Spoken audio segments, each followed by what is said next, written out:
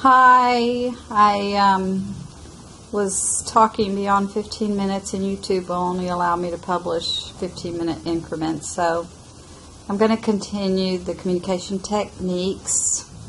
I only have a couple left. So I was talking about encouraging comparisons and how that is helpful for us if we want to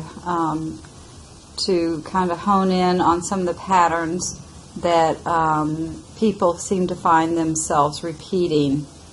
And so you basically want to use responses such as, you mentioned that when you have problems with your wife, that you guys end up escalating, and then you end up not talking for 3 days. And I saw that you were talking about how it happened this past weekend, and it also happened about a month ago. And so it seems like something that is repeating itself in your relationship. Would you like to talk more about that? Or just bringing things to their attention in terms of, tell me about a time that this happened when you actually felt like the outcome was what you wanted it to be.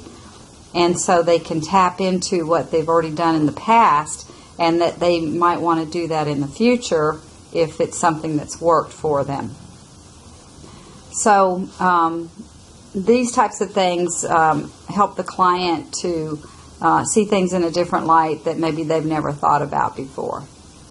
And then for restating and reflecting, I'm going to start with reflecting because I want you to think about that like a mirror. If you're looking at a mirror, you're seeing the exact same image of what you look like. So with reflecting, if someone says something like, it really makes me sad, you would say back, it really makes you sad. I mean, you have changed, me to you, but in essence, you're not changing any of what they're saying. You're just kind of saying it back to them. And you don't want to parrot somebody because that can become very annoying. But what you're saying to them is, I'm hearing what you say. I'm giving it back to you so that you can kind of think on it and explore it a little bit further. And it also lets them know that you are listening and understanding. Restating is very similar to reflecting. And with restating, you're going to tell them back what they said to you, but you're going to use just a few different words. So if they say that really made me sad, is you can say something like, yeah, I can see by your countenance that really made you sad.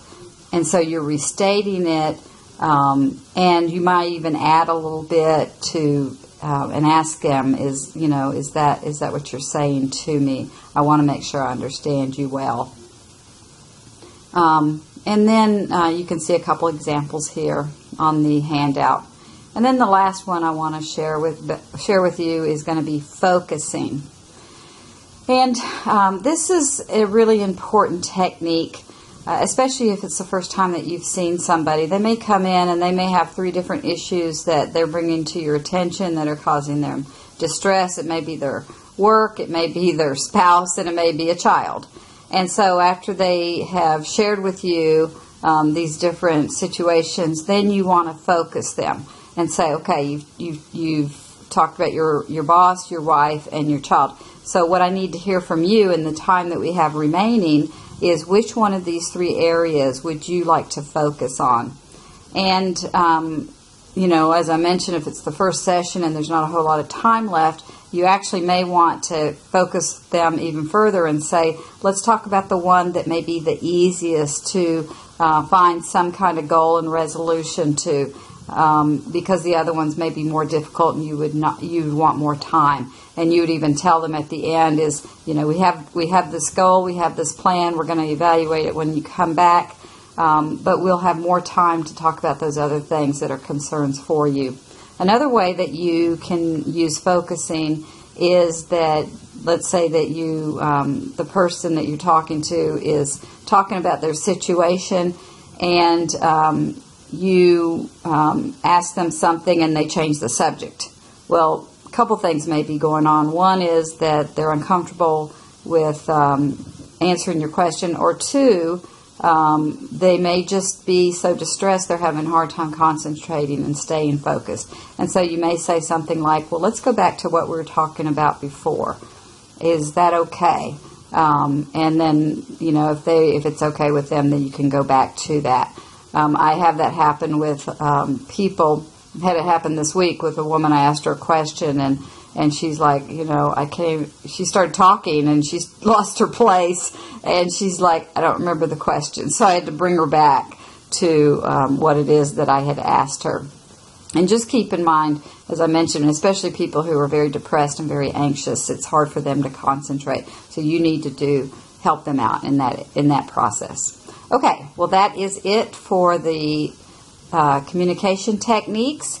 And as I mentioned prior, you need to make sure that you have these in front of you. You've looked them over. You know how to use them when you do your video for your final for this class. Okay, have a wonderful day.